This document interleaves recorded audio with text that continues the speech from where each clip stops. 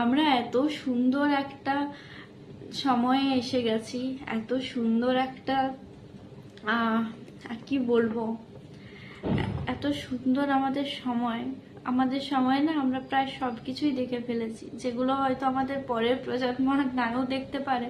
আর আমাদের আগে তো এগুলো কোনোদিন মাথাতেই আসতো না। সরকারি চাকরি মানে একটা সারা জীবনের মতো সেট।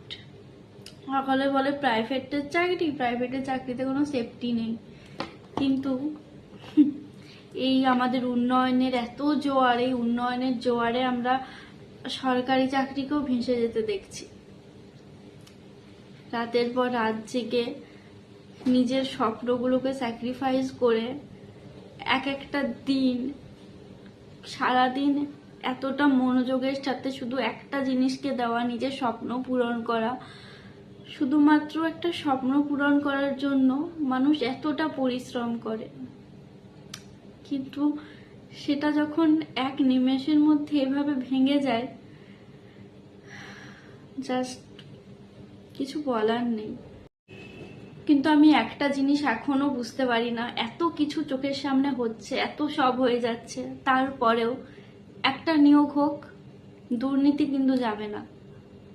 যে টাকা দেবে চাকরি তারই। পরীক্ষার আগেই পরীক্ষার কোয়েশ্চেন লিক হয়ে যাচ্ছে। এই বছর এএনএম জিএনএম এর যা রেজাল্ট, এবছর বলে না, আগে বছরও কিন্তু কি পরিমাণে দুর্নীতি হয়েছে সেটা কিন্তু সকলেরই জানা, সকলেরই দেখা। আমি জানি না এরা এত সাহস কোথা থেকে পায়। তোরা নিজেরা পরিশ্রম করে কিছু কর, তোদের জন্য তো যারা পরিশ্রম করছে তারাই কিচ্ছু পাচ্ছে না। এইভাবে টাকা দিয়ে চাকরি পাওয়া, টাকা দিয়ে নার্স, পরে গিয়ে হয়তো এরাই ভুলভাল ইঞ্জেকশন দেবে।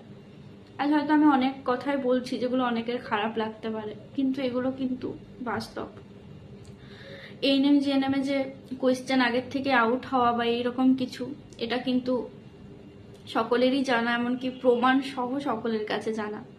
তা সত্ত্বেও আমাদের হাতে তো কিছু নেই, আমরা শুধু পড়েই যেতে পারি, পড়ে কাট অফ ক্লিয়ার করতেই পারি, তাছাড়া আমরা কিছুই করতে পারি না। এত সবের পরে, এত কিছুর পরেও লড়াই করে এতটা কাট অফ ক্লিয়ার করার পরও যদি 10 বছর পরে গিয়ে শুনতে হয় তাদের জন্য আমরাও বাদ, কি অবস্থা আমি তো বুঝতেই পারছি না। অসৎ পথে অর্জন করা কিছুই কিন্তু দীর্ঘস্থায়ী হয় না, সারা জীবন থাকে না।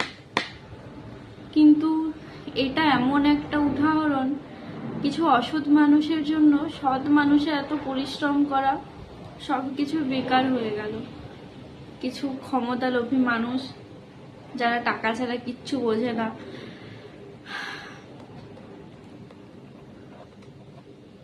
একটা সময় আমরা সকলেই চাইতাম আমরা বড় হয়ে টিচার হব, কিন্তু এখন এমন একটা পরিস্থিতি হয়ে গেছে যে টিচার হব এটা মাথাতেই আসে না। এইচএস এর পর একবার ভাবলাম যে ডিএলএড করব, কিন্তু চারদিকে এত কিছু দেখছি, তখনও প্রাইমারির অনেকগুলো চাকরি বাতিল হয়ে গেছিল। 2022 টেট পাস করে বসে আছে, মাঝে তো 5 বছর নিয়োগ হয়নি, এখন আবার নতুন আবির্ভাব, ওবিসি মামলা চলছে, এখন তো নেওয়া যাবে না। না, যতদিন না সেই মামলা শুনানি হয় ততদিন, যেন একেবারে হাইকোর্ট থেকে অর্ডার দিয়ে দিয়েছে, যতদিন না শুনানি হচ্ছে ততদিন পর্যন্ত কোনো নিয়োগ করা যাবে না। আজকে অনেকটা খারাপ লাগা থেকে, অনেকটা রাগ থেকেই বলতে পারো কথাগুলো বলছি, তাহলে আমি কিন্তু কোনোদিনও এরকম ধরনের কথা বলি না, কিন্তু কোথাও গিয়ে সত্যি খারাপ লাগছে, কোথাও গিয়ে নিজের ওপরও রাগ হচ্ছে। কি আর করা যাবে, আমাদের সবসময় পজিটিভ থাকতে হবে। শেষে একটা কথাই বলবো, হয়তো একদিন সব ঠিক হবে, এরকম জিনিসটা মানুষে হয়তো শিক্ষা পাবে, সামনে হয়তো ভালো দিন আসছে। যাই হয়ে যাক, পড়াশোনাটাকে ছাড়লে হবে না, এটাকে নিজেই চলতে হবে। ভালো কিছু হবে এই ভেবেই সবাই এগিয়ে চলো। হয়তো লড়াইটা একটু কঠিন, কিন্তু কঠিন মানেও যে জিততে পারবো না এটাও কিন্তু না। অনেক পরীক্ষা আছে, অনেকে রাজ্য ছেড়ে সেন্ট্রালের গুলোকেও ফোকাস করতে পারো, অনেকে এখন সেটা করছে। তো আজকে আর কিছু বলছি না, আমি নিজেও জানি না আমি ভিডিওতে কি কি বকলাম, বাট যদি আমার কোথায় কিছু কারো খারাপ লেগেছে তাহলে আমি সরি চেয়ে নিচ্ছি। কাল একটা স্টাডি ভ্লগ নিয়ে আসবো।